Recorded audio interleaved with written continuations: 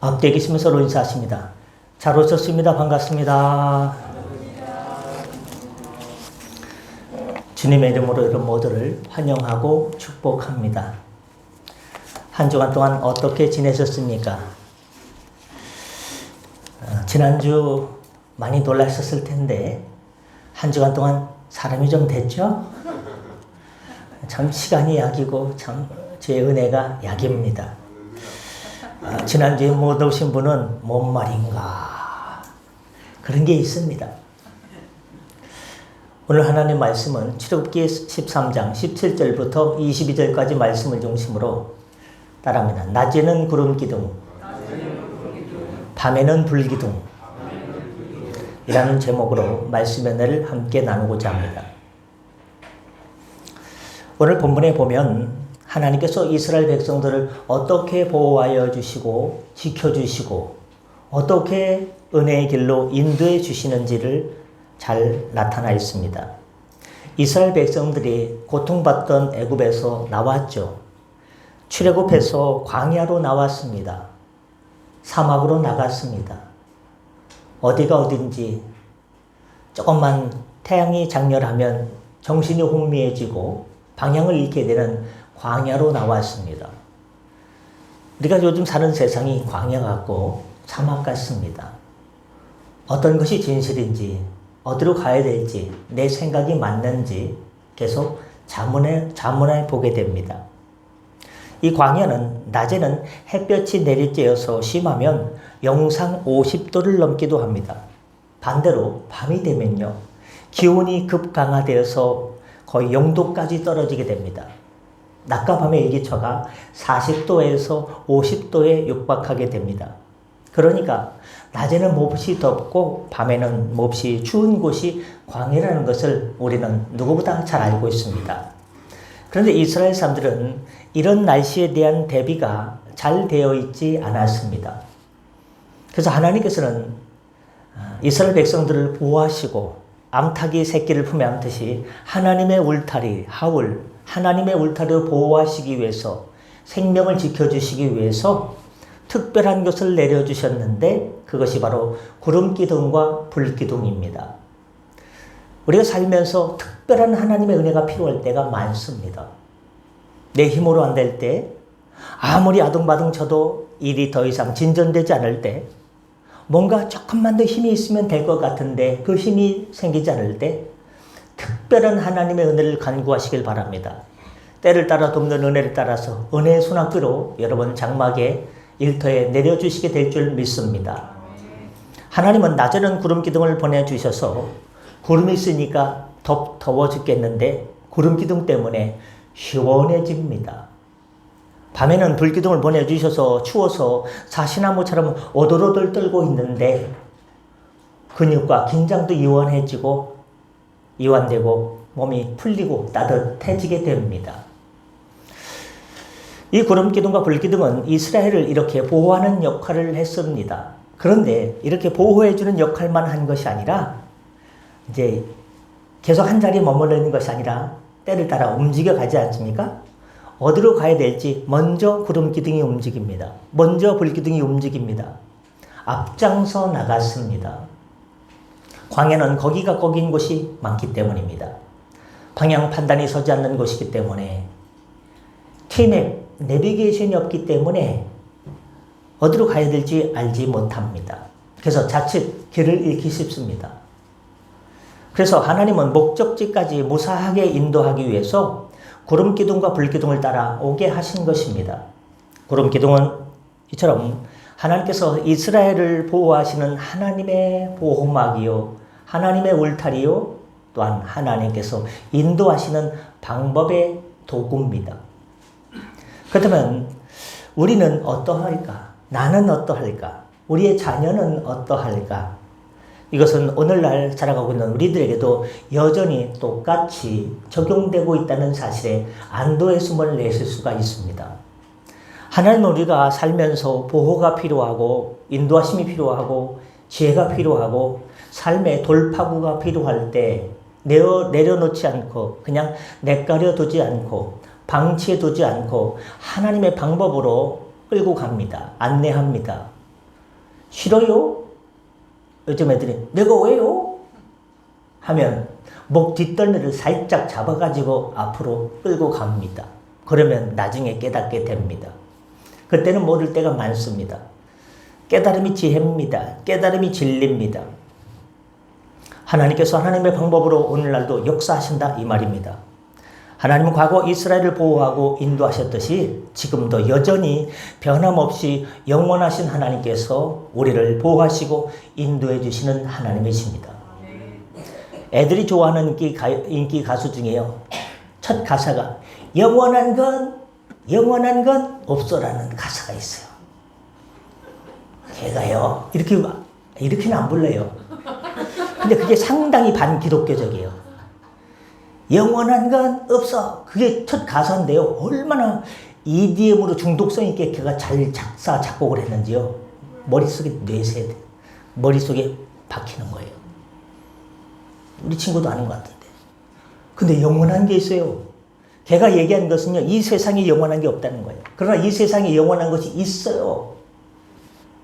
어제나 오늘이나 영원토록 변함없는 하나님의 사랑과 성삼일체 하나님께서 영원한 우리의 하나님이 되어주신 줄 믿습니다. 우리는 문화와 싸우고 있고요. 삶의 자리에서 뭐든 보이지 않는 것들과 우리는 영적인 그런 게 있어요. 여기서 우리가 이겨야 돼요. 말씀과 기도와 찬양으로. 그러면 하나님께서는 옛날에는 구름기둥과 불기둥으로 인도해 주셨는데 오늘날은 우리를 어떻게 인도해 주실까? 첫 번째, 이 구름기둥과 불기둥의 의미는 하나님께서 우리와 함께 해 주신다는 의미가 있습니다. 본문 21절, 22절 보면 구름기둥과 불기둥이 이스라엘을 떠나지 않았다라고 말합니다. 그러면 이 구름기둥과 불기둥은 이스라엘 백성들과 함께 하는데 어디에 위치해 있을까? 그 위치, 장소가 중요합니다. 신명기를 보면 장막 문 위라고 나와 있습니다. 지금 여기서는 성막 입구, 그러니까 성막 위입니다. 주일학교 친구들은 성막이 뭐야? 광야 교회입니다. 이동 중에는요, 벽돌로 브로크로 집을 지으면요, 다시 부수고 갈 수 없기 때문에 광야 이동 중에는요, 몇 달이건 몇 년이건 있기 위해서는요, 텐트로 천막으로 교회를 졌어요. 우리 교회는 지금 벽돌로 다 지어지지 않았습니까? 어떤 교회는 대리석으로 많은 재료가 쓰여집니다. 근데 광야에서는 조금 있다가 몇 달 있다가 이동해야 되기 때문에 그렇게 하면 곤란하기 때문에 바로 천막으로 하나님께서 모세에게 주신 식양대로 설계도대로 거기에 쓰인 재료대로 천막으로 교회를 지었는데 그것이 바로 성막입니다. 바깥에는 뜰이 있고 안에는 성소가 있고 대제사장이 1년에 한 번만 들어갈 수 있는 지성수라는 곳도 있고 그곳에 들어가면요 법궤가 있습니다. 이만한 법궤인데요 위의 모양은요 하나님의 천사, 그룹이라고 불리는 천사가요 몸을 요래해가지고요 둘이 마주보고 있는 표상이 있고 그 안에는요 뭐가 있냐, 아론 할아버지가 짚고 다니던 지팡이에 싹이 난 지팡이가 있습니다. 모세가 하나님의 말씀을 받기 위해서 시내산에 올라가서 거기서 받은 10계명이 적힌 두 돌판이 있습니다. 또 광야에서 먹을 게 없어요. 배고파 원망할 때 하나님께서 하늘에서 자고 나면 내려주신 이것이 무엇인가? 하얀 과자 같기도 하고 하얀 덩어리 같은 만나가 들어있는 돌 항아리, 이 세 개가 들어있습니다. 대제사장은 1년에 한 번 자신의 몸을 깨끗이 하고 주님께 기도하고 그 자리에 1년에 한 번 들어갔던 그 자리, 지성소가 있고 성소가 있고 이방인의 뜰이 있고 그런 뜰이 있는 큰 광야 교회가 천막 교회가 성막입니다. 그 성막 문 위에 입구 위에 구름기둥과 불기둥이 있었다 이 말입니다. 그러면 왜 거기일까? 우리는 성막의 의미를 먼저 이해해야 됩니다. 성막은 하나님의 임재의 상징입니다. 원어로 쉐키나. 하나님께서 저 높은 스카이, 그 위에 더 높은 곳에서 우리에게 이 낮고 낮은 자리로 내려오신다는 것입니다. 강림하신다는 것. 하나님의 임재입니다. 어노인팅입니다. 그 성막에는 예배 드리는 곳에는 하나님의 임재가 있는 곳입니다. 주일 예배를 드리는 이곳에 하나님의 임재가 임하는 줄 믿습니다. 하나님의 임재. 하나님께서 높은 곳에서 내려오셔야 우리가 하나님을 만나고 하나님의 은혜를 경험할 것 아니겠습니까? 오지 않으면 곤란한 거죠. 그럼 우리가 알아야 될 것이 있습니다. 성막 자체가 중요한 것이기보다는 하나님께서 임재하시는 곳이니까, 하나님께서 임하시는 곳이니까 그곳이 중요한 곳이다 이 말입니다. 민수기 2장을 보면 성막, 광야 교회를 만들고서 이스라엘은 12지파로 구성이 되어 있는데 각각 동서남북에 12지파니까 세지파씩 성막을 중심으로 텐트를 치고 광야에서 생활하다가 구름 기둥이 움직이면 다 철수해가지고 구름 기둥을 따라서 움직이고 구름 기둥이 성막 위에 멈추면 이스라엘 백성들이 가던 것을 멈추고 그곳에서 또 생활을 했습니다. 하나님께서 가라 하면 가고 쉬라 하면 쉬는 것이 광야 생활이었습니다. 우리는 어떻게 살아가야 될까요? 하나님의 인도를 따라 살아가야 됩니다. 하나님의 인도는 이 말씀에 잘 나타나 있습니다. 그러면 우리가 말씀을 사랑해야 되는 겁니다. 하나님의 말씀을 읽다 보면 어떻게 인생을 살아야 되는지, 어떤 믿음으로 살아야 되는지, 어떤 하나님의 세계를 보고 천국을 보고 어떻게 신앙생활을 해야 되는지 부모님이 얘기해 주는 것은 한계가 있죠. 목사가 얘기하는 것도 한계가 있습니다. 근데 목사의 얘기를 들으면요, 풀이가 되니까 이해가 더 쉽습니다. 말씀을 읽어야 되는 겁니다. 그러니까 지난주에 누가 성경 통독을 해가지고요, 여기 포팡으로다가 뭐 선물을 갖고 와가지고 이따 줄 거예요. 이게 중요한 게 아니라 어떻습니까? 하나님의 말씀은 우리 인생길 어떻게 살아가야 되는지, 이 혼돈된 세상 속에서 어떻게 믿음으로 나가는지 성령께서 빛을 비춰주십니다. 조명해 주십니다. 은혜를 주십니다. 성막은 하나님께서 이스라엘 백성들을 내버려 두지 않고 너희들이 힘들 때 내가 너와 함께한다. 내가 무슨 고민을 하다 나왔는지 다 안다. 한 주간 넌 어떻게 생활했는지 내가 다 안다. 그러나 그럼에도 불구하고 내가 너를 사랑한다. 내가 힘들 때도 너를 함께 있고 괴로울 때도 함께 있고 아플 때도 함께 있고 어떤 아무런 생각이 없을 때도 인생이 괴로울 때도 내가 너와 함께한다 하고 임마누엘 하나님께서 여러분의 감정의 기복과 상관없이 의지의 기복과 상관없이 믿음의 고저와 상관없이 여러분과 함께하고 계심을 믿으시길 바랍니다. 사람들은 성막을 보면서 하나님께서 우리와 함께 하시는구나, 구름기둥과 불기둥을 보면서 그것을 느꼈습니다. 그래서 사사시대에 보면 성막을 들고 전쟁에 나갈 수가 없습니다. 왜? 너무 크니까. 그래서 성막의 기구 중에서 가장 지성소 안에 뭐가 있다고 했죠? 법궤가 있다고 했어요. 언약궤하고 똑같은 말인데 그 법궤를 들고 법궤를 메고 전쟁에 나갔습니다. 하나님께서 우리와 함께 하시니 대적들과 싸울 때 우리를 도우셔서 우리를 이기게 해주실 것이라는 믿음을 가지고 나갔습니다. 그런 믿음을 가지고 나가면요, 싸움에서 이기게 하셨어요. 그런데 하나님을 사랑하는 마음도 없이 하나님께서 함께 하시면 이긴다는 그런 믿음도 없이 무조건 법궤만 가지고 나가서 싸우면 이긴다는 잘못된 생각을 가지고 부족한 생각을 가지고 나갔을 때 블레셋 사람들에게 법궤를 빼앗겨 버렸습니다. 하나님의 법궤가 이방 우상 신전 안에 불경한 가증스러운 곳에 모셔지게 되었습니다. 하나님의 신이 성령께서 노하셨습니다. 하나님의 법궤에 가장 귀한 장소 지성소에 있어야 될 것이 믿음도 없이 전쟁터에 무조건 부족처럼 가지고 나가면 이긴다는 그런 불신앙으로 나갔으니 이것이 이방 우상신전에 있다. 하나님께서 극대노하셨습니다. 그래서 그날 아침에 보니까 블레셋 가드 사람들과 그 지역 사람들이 보니까요, 난리가 났어요. 자신들이 섬기던 돌로 만든 우상, 나무로 만든 우상, 이 모든 것들이요, 목이 부러져서 내동댕이 치고요, 팔다리가 끊어져가지고 완전히 부서져 있는 거예요. 블레셋 사람들 마음속에 두려움이 찾아왔어요. 사람이요, 강한 것 같아도요, 얼마나 약한 존재인지 몰라요. 자신이 있어도요, 다음날요, 자신도 없고요, 두려움이 한번 몰아치면요, 어떻습니까? 애들 잘 때 보니까요. 그 뭐 침대 밑에도 뭐 이렇게 이불로 덮어놓고 소파 밑에도요 베개로도 막 덮어놓고요. 뭔가 좀 비어있는 자리는요 이렇게 메꾸고 자는 애들이 있어요. 없어요? 두렵다는 거예요. 이 유튜브 영향이에요. 없을 수도 없고요. 두려움.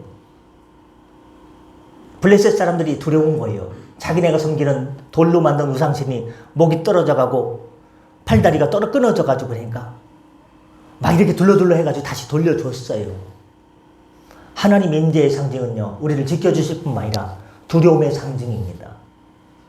하나님 사랑하면서 말씀대로 살면 주의 은혜를 천대로 내가 주리라 하는 신명기의 말씀이 있는데 그저 아이고 또 주일이야 하고 하나님 사랑하는 마음도 없이 한 주간 동안 말씀 한 절도 읽은 경험도 기억도 없이 그저 자리만 채우다가 데피다가 오늘 점심 짜장밥만 먹고 집에 들어가면 무슨 소용이겠습니까?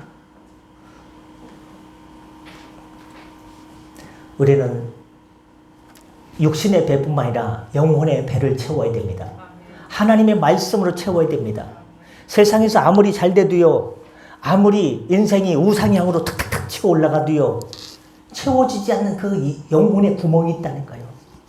파스칼은 그 영혼의 구멍이라는 것은 세상 물질이나 부나 건강으로 채울 수 있는 게 아니라 영혼에 해갈되지 않는 왠지 모를 공허감, 사업이 잘 돼도 애들이 잘 나가도 계획하는 것이 완전히 쭉쭉 잘 나가도 그럼에도 그 채워지지 않는 그 구멍이 있다고 했어요. 이것은 예수로만 채울 수 있다고 했어요. 그래서 오늘 송찬양사님이 예수로 난 예수로 하고서 어떻게 그걸 딱 불렀어요. 예수. 어떤 사람은 그래요. 복음성가를 부르다가 예수. 유교적인 영향이 있어가지고 예수님을 예수라고 부르니 다 복음성가를 다 고치는 거예요. 예수님, 님. 예수라는 말이에요. 우리를 죄에서 건져주신 귀한 분, 우리를 죄에서 건져주신 하나님, 그 존칭이 다 들어가 있는 거예요. 그래서 우린 예수님이라 부르고요. 복음성가 예수 나왔다고도 예수님 꼭 그렇게 안 해도 돼요. 자유하십시오. 거기 다 들어가 있는 말이라니까요. 그럼 님 하는 거예요. 두 번째로 구름기둥과 불기둥은 하나님이 우리를 도와주신다는 표시입니다. 전 아침에 도움이 필요했어요. 짜장밥이니까 단무지와 깻잎을 좀 시켰는데 아침 신선 프레시 배송이 안 된 거예요. 한 집사님께 전화를 했어요. 올 때 단무지 좀 사다 주세요. 저 말고 사모가. 뭐가 없을 때 누가 도움의 손길이 필요합니다. 내가 못 움직일 때. 출애굽기 14장 19절 20절을 보면 구름기둥과 불기둥으로 하나님께서 이스라엘을 어떻게 도와주셨는지가 나타나 있습니다. 이스라엘 무리가 가고 있습니다. 지금 홍해 바다를 건너고 있는 장면이에요.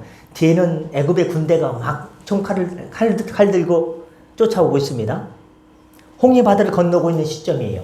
이때 이스라엘 무리의 맨 앞에는 하나님의 사자가 탁 있습니다. 그리고 그 뒤에 구름기둥과 불기둥이 탁 있습니다. 그리고 이스라엘 백성들이 따르고요. 가고 있었는데 출애굽기 14장 19절 20절에 보니까 이스라엘 진 앞에 가던 하나님의 사자가 그들의 뒤로 쫙 하고 뒤로 갑니다. 하나님의 사자가 가니까요. 구름기둥, 하나님의 사자 뒤에 있던 구름기둥도요. 하나님의 사자를 따라서 뒤로 다 쫙 갑니다. 옮겨갑니다. 그래서 이스라엘 무리와 애굽 군 사이에 이르러 그곳에 있게 됩니다. 그러니까요. 구름기둥이 확 있으니까 애굽 군인이 이스라엘 백성들을 죽이려고 막 오다가 구름기둥 때문에 갑자기 날씨가 흐려지는 거예요. 폭풍과 토네이도처럼 막 어지럽게 됩니다. 구름과 흑암이 있게 되고 어디로 가야 될지 이스라엘 백성들의 뒷머리가 보이지 않는 거예요. 저쪽에는 구름과 흑암이 있고 이스라엘 백성들 뒤에 이쪽에는 밤이 밝음으로 밤새도록 저쪽이 이쪽에 가까이 가지 못하였더라. 여러분 인생길에 어려움이 찾아옵니까? 생각지 못한 어려움 있을 수 있어요. 저도 엊그제 깜짝 놀랐어요. 점심을 먹고요. 여기 약간 뭐가 살짝 고춧가루가 낀 듯한 느낌이 나요. 그 요지르다가 솔솔 하는데요. 뭐가 뚝 떨어지는 거예요. 야, 이가 빠졌구나. 내가 알지 못하던 썩은 이가 빠졌구나. 깜짝 놀랐어요. 쳐다도 못 보겠어요. 무서워서. 그때 보니까 금리가 쏙 빠지는 거예요. 그물에 씌웠던 것이. 이게 사람이에요. 5,000원 주고 내일 붙이러 가야 돼요. 어떻습니까? 갑자기 토네이도가 구름과 흑암이 있으니까요. 애국 군인들이요. 두려움이 임하게 됩니다. 간담이 서늘하게 됩니다. 난리가 났어요. 생각지 못한 어려움이 다가왔을 때 흑암 속에서 예수님께서 광명의 빛을 비춰주셔서 주님께서 성령의 조명을 비춰주셔서 살아갈 수 있는 길을 찾아내시고 그 길로 다시금 힘차게 달려가시는 믿음의 용사, 기도의 용사 되시기를 바랍니다. 하늘이 무너져도 솟아날 구멍은 바로 우리 구주 예수 그리스도 보혜사 성령님의 인도하심입니다. 애굽에서 가나안으로 출발한 이스라엘에게 바로 나타난 것이 구름기둥 불기둥이었습니다. 애굽의 군대가 추격을 했지만 그들이 서로 뒤엉켜서 바닷물에 수장되어서 대적들이 다 죽게 되었습니다. 하나님의 도우심. 여러분, 밖에 나가면요, 하늘이 맑지 않습니까?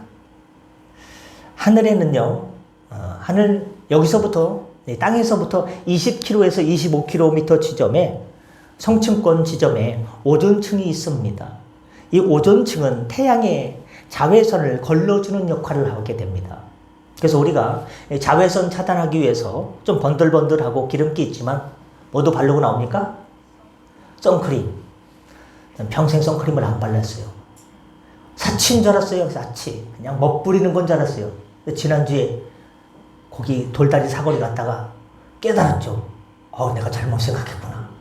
잘못 살았구나. 돈 들어가는구나. 발라야 되는구나. 이 오존층은 태양의 자외선을 걸러주는 역할을 합니다. 만약에 이 오존층이 파괴돼서 자외선이 강하게 이 땅에 떨어지면 피부가 자외선 때문에 피부암에 걸릴 수도 있고, 눈은요, 태양빛이 강렬하지 않습니까? 일출할 때 잠깐 보면요, 눈이 멀 것 같아요. 굉장히 셉니다. 백내장을 유발하고 지상의 자외선 증가로 물속에 있는 플랑크톤이나 수심의 얕은 곳에 물고기가 죽습니다. 자외선 증가로 농작물이 정상적으로 자라지 못할 수도 있습니다. 그러면 왜 자외선을 만들었나 생각할 수 있죠. 자외선의 주 기능은 소독과 살균 기능입니다. 자외선 때문에 세균이나 병균이 번식을 하는 것을 막아줍니다. 하나님은 태양 광선을 통해서 적절하게 이런 기능들을 만들어 놓으셨는데 인간의 욕심과 개발과 여러 가지 무리한 것으로 환경 오염이 생겨서 오존층이 파괴되어 문제가 되고 있습니다. 창세기 1장 6절에 보니까 창조의 비밀이 있어요. 천지 창조를 할 때 물이 있어요. 이 물 가운데 궁창이 있어. 요거를 궁창이라고 할게요. 궁창이 있어서 물과 물로 나뉘라. 궁창이 있고 이 궁창 위에 물을 주시고 궁창 위에 물을 만드셨어요. 궁창은 히브리어로 라키아라고 하는데 확장된 것, 넓게 펼쳐진 것을 의미합니다. 그런데 궁창 위에 물이 있다고 말했습니다. 궁창 밑에 물은 우리가 아는 것처럼 바다나 호수입니다. 그러면 궁창 위에 있는 물은 무엇일까? 성경학자들은 수증기나 물주머니라고 합니다. 그래서 그 당시에 지구는 마치 온실에 둘러싸여 있는 것처럼 따뜻하고 평안했습니다. 하루 종일 밖에 나가서 산으로 들러 뛰어다녀도요, 자외선 때문에 선크림 바르지 않아도요, 피부가 아주 좋았습니다.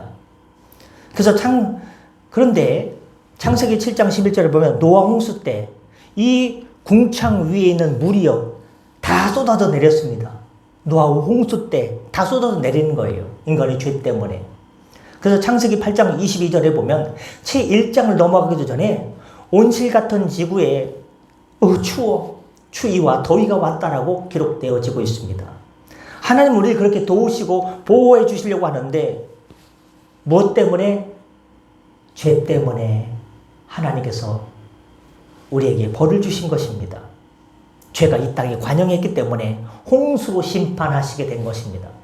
하나님께서 제일 싫어하는 게 있습니다. 그것은 바로 죄입니다. 하나님은 과거에도 그렇고 지금도 우리를 도우시고 보호해 주시는 분입니다. 그런데 죄가 그것을 인정하지 못하게 합니다. 죄가 그것을 바라보지 못하게 하고 죄가 그것을 깨닫지 못하게 합니다. 여러분, 그러니 죄를 버리고 하나님의 도우하심과 보호하심을 사모하시길 바랍니다. 우리가 예배를 왜 드리냐? 우리의 죄사함 받기 위해서, 예수의 보혈로 죄사함 받고 하나님께서 우리를 만나주시기 위해서, 그것이 하나님께 영광 돌리는 최고의 길이기 때문에 나가는 겁니다. 예배에는요, 해결해야 될 것이 있습니다. 넘어가야 될 산이 있습니다. 그것이 바로 죄의 문제입니다. 원죄의 문제입니다. 그래서 우리는 십자가의 은혜, 보혈의 대속, 죄사함의 은총이 필요한 것이고, 그것이 살아있는 것이, 온전히 살아있는 것이 예배입니다. 그를 통해서, 죄사함을 통해서, 예수님의 보배로운 피를 통해서 우리가 주님을 만나는 것입니다. 아무리 이것저것 인테리어하고 포장한다 해도 소용없습니다. 그 핵심이 빠지면 안 됩니다. 죄가 우리 가운데 있으면 하나님을 바라보지 못합니다. 하나님의 은혜를 맛보지 못합니다. 신앙생활하는 것이요, 즐겁지가 않아요. 왜 또 주일? 왜 또 예배? 왜? 죄에 대한 인지가 없으면요, 죄에 대한, 원죄에 대한, 죄사함에 대한 기억과 깨달음이 없으면요, 그 의미를 찾지 못하고 방황하게 됩니다. 이사야서 59장 1절 2절에서 말씀합니다. 여호와의 손이 짧아서 너희를 구원하지 못함도 아니요, 여호와의 귀가 둔하여 듣지 못함도 아니라 오직 너희 죄악이, 우리의 죄악이 너희와 하나님 사이를 갈라놓았고, 너희 죄가 그의 얼굴을 가리워서 너희에게서 듣지 않으시게 함이니라. 하나님의 손이 짧아서 믿는 성도들이 외롭고 고독하게 사는데 구원해 주지 못하는 게 아닙니다. 하나님께서 귀가 안 들려서 여러분의 신음소리, 고통소리, 부르짖는 소리를 외면하는 게 아닙니다. 하나님과 우리 사이에 있는 죄가 하나님의 귀를 막게 하고 하나님을 우리가 보지 못하도록 하는 역할을 하게 되는 겁니다. 죄는요, 심각한 것입니다. 그러나 우리는 날마다 우리를 돌아보아 죄를 고백하고 회개해야 될 줄 믿습니다. 수면 모드로 들어가기 때문에 옆에 계신 분께 인사합니다. 죄를 기억합시다. 회개합시다. 예배 시간 긴데 참회의 기도가 왜 있냐? 중요하기 때문에 있는 겁니다. 사랑하는 성도 여러분, 하나님의 돌보심과 보호하심을 받기를 원하시면 죄를 회개하시고, 회개의 삶을 통해, 기도의 삶을 통해 십자가 보혈의 강물로 우리의 모든 죄 사함받고, 예수 믿을 때 십자가 보배로운 피로 우리의 모든 원죄가 씻겨졌습니다. 그 날마다 짓는 죄도 있습니다. 원죄를 씻는 것을 목욕한다는 것을 의미한다면, 샤워는 우리가 날마다 짓는 자범죄, 고범죄를 씻는 것을 샤워라고 할 수 있습니다. 이 모든 회개를 해야 됩니다. 끝으로 구름기둥과 불기둥은 하나님의 우리의 길을 인도해 주신다는 것을 의미합니다. 사막 같은 곳에서 인도자가 필요합니다. 우리가 살면서 깨닫는 것이 무엇이냐? 어떤 내가 해결할 수 없는 문제를 만났을 때 멘토가 필요합니다. 나에게 방향성을 지도해 주시는 사람이 필요합니다. 정치인들이 그런 사람들 많죠. 멘토 찾아가서 어떻게 해야 됩니까? 당을 어떻게 운영해야 됩니까? 그럼 막 차 한잔 하면서, 녹차 한잔 하면서, 여러 가지 얘기하지 않습니까? 누구든지 멘토가 필요합니다. 그림 그리는 사람도, 공부하는 사람도 선생님이 필요하고 멘토가 필요합니다. 상담자가 필요합니다. 그러나 아무리 사람이 자기 일을 계획할지라도 그 사람의 길을 인도하시는 분은 성경 말씀에 하나님께서는 잠언서 16장 9절에 이렇게 말씀합니다. 사람이 마음으로 자기의 길을 계획할지라도 그의 걸음을 인도하시는 이는 여호와시니라. 할렐루야. 하나님께 우리 인생길을 맡기시길 바랍니다. 새 학기가 채 열흘도 남지 않았습니다. 애들이 팬트리, 그거는 수납장인가, 하여튼 모닝글로리, 뭐 이렇게 뭐 페이펄 그런데 공책 사러 가는 때입니다. 며칠 있으면 개학이에요. 개학. 주부들은 개학을 기다리죠. 빨리 학교를 보내고 싶습니까? 새 학기에는 새로운 친구들을 만나야지. 공부를 더 열심히 해야지. 이제 봄이 되면 열심히 사업을 해야지. 이 새로운 사업이 잘 돼야지. 여러 가지 길을 계획합니다. 학원에는 애들이 개학하면 몇 명이나 더 새 친구들이 올까? 기대도 되고 기대가 없지만 그래도 기대합니다. 사람이니까. 여러 가지 마음의 계획을 합니다. 건강에 관련된 것들, 관계에 관련된 것들, 일에 관련된 것들, 여러 가지 마음속 계획과 바람들이 있습니다. 근데 주님께서 사람이 마음으로 자기의 길을 계획하셔도 그의 걸음을 인도해 주시는 분은 하나님이시라고 했습니다. 하나님께서, 전능하신 하나님께서 여러분의 길을 은혜로, 복된 동산으로, 축복의 동산으로, 물된 동산으로, 은혜의 강가로 인도해 주시기를 예수님의 이름으로 축복합니다. 예. 아멘이 크기 때문에 말씀 마치겠습니다. 여러분, 구약시대에 하나님께서 이스라엘 백성들을 구름기둥으로, 낮에는 구름기둥으로, 밤에는 불기둥으로 인도해 주셨습니다. 오늘날 우리를 어떻게 인도해 주실까? 영적인 구름기둥과 불기둥은 무엇일까? 그건 바로 보혜사 성령님이십니다. 예수님께서 십자가에 못 박혀 피 흘려 돌아가시고 사흘 만에 부활하셨습니다. 사망을 이기고 죽음을 이기고 부활하셨습니다. 제자들과 40일 동안 지상에 있다가 제자들과 무성도들이 본 앞에서 감람산에서 하늘로 들림 받아서 승천하셨습니다. 그리고 나는 하늘로 올라가지만 너희에게 누굴 보내주겠다? 너희를 도와주고 보호해주고 인도해주는 보혜사 성령님을 보내주겠다. 지금도 예수님 우리와 함께 계시지만 성령님을 보내주셔서 우리를 보호하시고 인도해 주신 줄 믿습니다.